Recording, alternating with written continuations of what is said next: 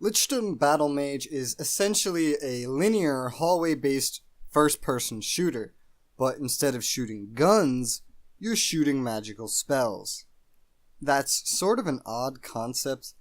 What's even odder is how all of the advertisements tried making this game look like some sort of open brawler or RPG instead of the narrow linear shooting experience it is. The gameplay is alright for a while. It's extremely slow-paced for a first-person shooter, but the placement and selection of your spells and the constant action of all of it is very intense and does keep it engaging. It's single player, so unfortunately you can't bring anyone along to fight by your side. And honestly, that is kind of exactly what this game needed. Because as it stands, this game just likes to spam you with the same enemies over and over and over as you drudgerously pace through spell upgrades in a surprisingly in-depth customization system that I didn't even try to wrap my head around, and instead just let the smart system upgrade things for me, which I realize is actually a pretty bad idea, because the smart system takes any tiny upgrade you can get to your DPS, even if it sacrifices a boatload of effect damage for 2 more base DPS. The graphics of this game are pretty damn good looking, if a little hard to immerse yourself into with your floating hands, which shadows reveal to literally be held up in front of you like an idiot at all times.